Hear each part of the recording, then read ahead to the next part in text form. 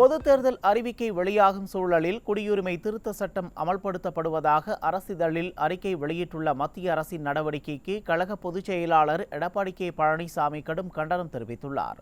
இது தொடர்பாக தனது எக்ஸ் தளம் பதிவில் பொது தேர்தல் அறிவிக்கை வெளியாகும் சூழலில் மத்தியில் ஆளும் பாஜக அரசு CAA சட்டம் அமல்படுத்தப்படுவதாக அரசிதழில் அறிவிக்கை வெளியிட்டுள்ளதாக கூறியுள்ளார்.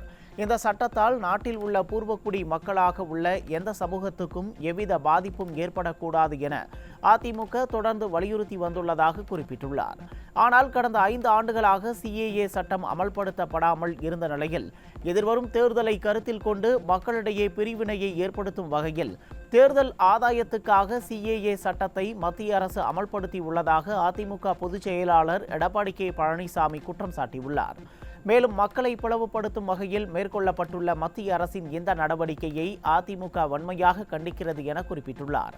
இதன் மூலம் மாபெரும் வரலாற்று பிழையை மத்திய அரசு செய்துள்ளதாக குற்றம் சாட்டிய கழக பொதுச் செயலாளர், அகதிகளுக்கு குடியுரிமை அளிக்கும் சட்டம் என்கின்ற பெயரில் கொண்டுவரப்பட்ட இந்த CAA திருத்த சட்டத்தை பூர்வக்குடி மக்களான இஸ்லாமியர்களுக்கு, ஈழத்தமிழர்களுக்கு எதிராக அமல்படுத்த நினைத்தால் அதிமுக அதனை ஒருபோதும் அனுமதிக்காது என தெரிவித்துள்ளார்.